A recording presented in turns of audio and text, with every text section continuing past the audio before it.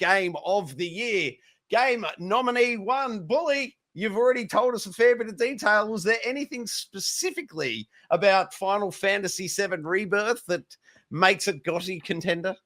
Oh, for me, it's the whole package, and I sort of explained a little bit of it before, but it's graphically, it's amazing. The world is amazing. The story is amazing. The music that goes with it is amazing. Like, it's just a total package for me. It's got a little bit of everything. If you just want to play through the story and belt your way through that, have at it. The combat systems are fantastic. It's just literally everything I want in a game is in this game. All the side parts to it are keep you occupied, and I couldn't get enough of it. Fair enough. Nominee 2, I'm going to hand it to you, Unkie. Astrobot. Astrobot, it's got to be on the list, doesn't it? One of the best, if not the best platformer, easily the best platformer PlayStation's ever done. But the fact the PlayStation platformer can even go close to competing with, if not being better than a Mario game, remains to be seen what Switch 2 can do with the new Mario. But at the moment, this is the crowning jewel of platforming games currently that we have. Definitely. Fantastic game. Top stuff. I have no additional points from what I've said earlier. Absolutely play this game if you've got a PS5. That's the final point. Nominee 3 for Game of the Year is Helldivers 2. My simple, straightforward pitch for this. No game has sucked the entire gaming sphere in the way this game did for 3 months this year. I know, Bully, you've got high praise and you've dropped a lot of hours into Final Fantasy VII, but it's single player. It wasn't a big community success. It wasn't a massive sales success. And it was a remake of a game from, 20 years earlier? Oh, but what a remake. Yeah, but give me Helldivers 2. Give me new. Yet it's just call a remake back to the old. It's just a remake of Starship Troopers. What do you want? No, come on. This game brought a community together like I haven't seen since maybe the original. And what we have to say, Troy, is PlayStation touting this live service game. This and all live service games. This is the only one really that stuck and did the thing. Obviously Concord getting Concord. That's what I mean. Concord, had all the money thrown at it and still couldn't do it. A little indie game like Helldivers on PlayStation absolutely, took over the world when it was out. And that's probably why I think Bully's a little bit down it, because he wasn't there when it took over the world. And I think being in that zeitgeist obviously had something to do with it. Yeah. I think it not only is it a good game, it was just what it was like to play that game in that moment this year, I think was that's why I had such a good time with this. That's one of those gaming memories that I'll hold on to for 10 years. I'll be able to talk about the zeitgeist around Helldivers 2 for 10 years, remembering it like it was yesterday. It's as fresh in my mind as, Metal Gear Solid 5 when you first did what did they call that? The bloody lift. The first time you grabbed a bloke and set the parachute on him and he went off. It's just one of those things you haven't seen in games before and it sticks with you. That's what Helldivers 2 is. See, my question to that, though, is that the game or is that the community and the coming togetherness of the community and being part of that zeitgeist? Does that elevate it up to another level over and above what the actual game? You only got that community because the game was as good as it was. As you saw, it doesn't matter how you're not going to get that community if the game's shit. Yeah. 100%. And I think because of what the game was, and everyone joined it, everyone was talking about it with their friends. People that at my work that had never even thought of playing this game or playing a multiplayer game were downloading this game and jumping on with me. I'd never even seen that happen before, and it was easy to sell the game because I could just glow about it to them.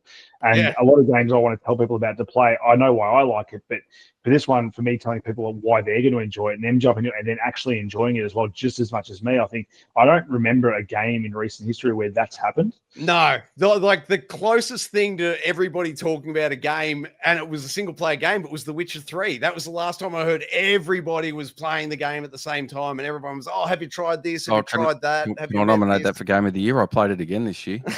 Only if I can nominate Vampire Survivors. Version. Can I go Witcher again? Yes. All right. Vampire Survivors. Joe's finished. If we can vote bloody Elden Ring DLC for Game of the Year, why not? It's off. Oh, this is not the Game Awards. Come on. Our votes aren't for sale. Sorry. All right, then. Nominee 4. Good luck. I'll hand it over to you, should I, Billy? Yeah, so one that, for me, I suppose it shouldn't really have come out of the blue, but it did. Metaphor Re Fantasio. you know, I've been a massive fan of Persona for a while. This just takes it. It's funny you mentioned Elden Ring because for me, this is the next step above Persona is the same as what a Dark Souls or a Bloodborne is to Elden Ring. It expands on everything. It provides. It doesn't give you an open world, but it certainly expands the area that you can explore and the different towns and the areas you can explore. The dungeons. There's a multitude of different dungeons that you can work through. It's still got the basic core mechanics of a Persona game in terms of your relationship with other players and how you go about improving that and the rewards you get for spending your time, you know, engaging with other characters in that sort of way. It doesn't have the personas, but it does have a similar sort of system with the archetypes that you can have different combat skills and different ways of playing the game in the turn-based combat. And it doesn't restrict you, and a little bit sort of like what we're talking about with Path of Exile. It doesn't really restrict you if you choose a certain archetype that might be use ranged weapons as you can still inherit skills from some of your other ones that you like using or that might benefit you in combat. So it's got all of that in it as well.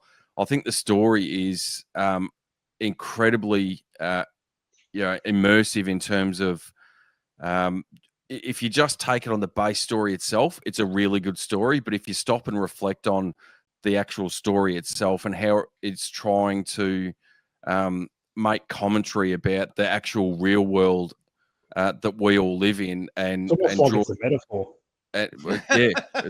Almost like it is a metaphor. It's almost like it's a fantasy metaphor. But drawing those parallels, if you take that step back from just the base level of storytelling and put a bit of thought into what it's trying to convey, it elevates the story and the experience to another level, in my opinion. You talk about, experiences, and it's funny because Persona 3 Remake came out at the start of the year, and I really bashed my way through that and platinumed it. Within a couple of weeks of it coming out. With this, though, I've really wanted to take my time, so I go and play maybe 5 or 6 hours a week, and then put it down, and then I'll come back to it the next week. Pure, not because I'm not enjoying it, but purely because I want that experience to last as long as it can, without having to sort of rush through the story. Put your 40 or 50 hours into just bashing through the main story. There's so much side stuff that you can work through that you can easily make it last 100 hours. And I want to, have that last as long as it can. It's one of those games that I don't think once you've gone through it and played through it and experienced the story, it's probably unlikely that you're ever really going to go back to it and draw the same experience from it that you did the first time. So I really want to, just draw that out as long as I can. I'll just say, I'll second that to you, Bully, as well. I'm the same. Haven't gone through massive sessions with it, but every time you go back to that is a top tier 10 out of 10 experience. Every time I jump on that just for that 2-3 hours, it is incredible. There's not one bit of fat on it that's not, as I said, no fat on it. Everything's perfect. Every time you're in there, the characters, the story, the graphics, the sound, the music, everything about this game is top tier. I like it, but I'm not hearing anything that's as revolutionary and groundbreaking as Helldivers 2. That is exactly where my vote's sitting. Unkie, any chance you'll back me? I think I'll get excommunicado from Geek Aloud if I don't. But no, I mean, I can't not go. I said I was Black Myth Wukong. If I had to say single player campaign gameplay for me, that's probably close to my game of the year. But in terms of the zeitgeist, and this year I've stuck to Helldivers pretty much all year as my game of the year. It'd be rude to sort of turn around now and say it's not. So I'll go with 100. With 116 hours played this year as my number one game played, it'd be rude of me to say no, but I mean, my second close one, if I had to give a nod to an RPG, I'd probably give it to Metaphor over Rebirth, though. Bully, where's your vote? Oh, it's not with Eldivers, I'll tell you that right now. So I understand that, but it sounds like you can excommunicate me, you can throw me over the castle walls. No, not at all, mate, not at all. But it sounds like you're split between Final Fantasy and Metaphor. I really am split between the two of them, and it's, Final Fantasy for the first 6 months of the year really, had a hold on me, and then moved on to, Metaphor when that came out, and that really got a hold on me. And it's like, it is really, they're similar games to some degree, but they're exponentially different games for various reasons, and I find it really hard to split the two. Pick your favorite child. Metaphor. All right, there it is. 2-1 split win, split decision, if you will. Helldivers 2, you get Game of the Year in a real competition where money wasn't being paid off to anybody on the panel. It's all about the comb. Oh, that was luck.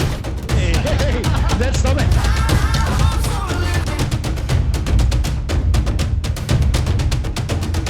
Oh! Old Uncle Dunkie. Unkie Dunkie.